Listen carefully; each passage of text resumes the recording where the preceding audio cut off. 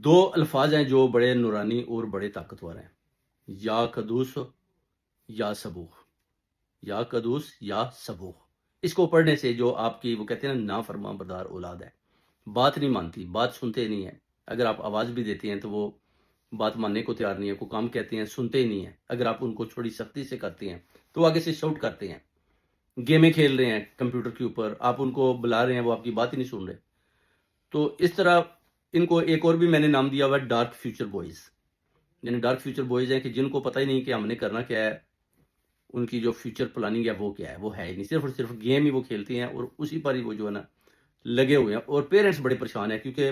عمر کا وہ حصہ گزر رہا ہے، کیونکہ ادھر آپ کو پتہ ہے کہ 26 ایئر تک بچہ بچی جو بھی ہے نا وہ کوئی نہ کوئی ایسی ڈگری اس کے ہاتھ میں ہونی چاہیے۔ اگر وہ نہیں لے پاتا تو اس کا مطلب ہے کہ اس بچے کے اوپر کوئی وار کیا گیا ہے، اس کے اوپر کوئی کالا جادو کیا گیا ہے، اس کے اوپر حاسدین نے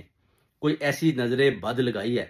جس کی وجہ سے وہ بچہ پیچھے جا رہا ہے۔ کیونکہ شروع میں جب آپ سکول لے کر جاتے ہیں تو بہت اچھے نمبر بھی لے رہا ہے، بڑے اچھے مارکس آ رہے ہیں اور بڑی اپنا نیت کے ساتھ وہ جا رہا ہے، اور بڑے اس کی فوٹوز بھی ٹیچروں نے فار ایگزامپل لگائی ہوئی ہے ویب کے اوپر کہ یہ بڑا برائٹ بچہ ہے۔ مگر پرابلم بڑھتی جاتی ہے، جیسے جیسے وہ بڑا ہوتا جاتا ہے، کالج کی طرف جانا شروع کرتا ہے تو پھر ناکامی اس کا منہ دیکھتی ہے، جابز نہیں مل رہی، بچے گھروں میں ٹی وی دیکھ رہے ہیں، 5 بھائی بیٹھے ہوئے ہیں شاؤٹ کر رہے ہیں، ماں ان کی وہ اپنا چپ کروا رہی آگے سے، اس کو بھی بے عزت کر رہے ہیں، اس کی بات ماننے کو تیار نہیں ہے۔ یعنی اس طرح کا ایک عالم ہے کہ ان کی والدہ بھی پریشان ہے۔ مجھے ایک کالج نے بولا کہ میرے 5 بیٹے ہیں اور پانچوں کے پانچوں بڑا شاؤٹ کرتے ہیں، جس سے بات کرتی ہوں آگے سے لڑنے کو تیار ہے۔ تو اس کے لیے وہ کہتے ہیں کہ آپ کو ایسا وظیفہ بتائیں کہ ہمیں کیا کرنا چاہیے۔ تو پھر میں نے ان کو بتایا جی کہ آپ نے یہ وظیفہ پڑھنا ہے جو میں نے آپ کو شروع میں بتایا، تو اس کو آپ نے 100 بار پڑھنا ہے، اور اس کے بعد آپ نے اول آخر درود پاک شریف بھی پڑھنا ہے۔ اس کے بعد آپ نے آپ نے ایک دفعہ سورہ فیل اور سورہ قریش بھی پڑھنی ہے،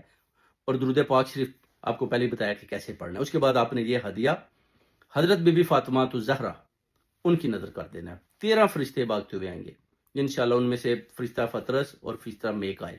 اس کے علاوہ بھی جو فرشتے آئیں گے وہ اسی وقت اس ہدیے کو لے کر اللہ تعالیٰ کے حضور میں پیش ہو جائیں گے، اور جو آپ کے نافرما بردار بچے ہیں، جو آپ کی بات ماننے کو تیار نہیں ہیں، آپ کی سفارش کریں گے۔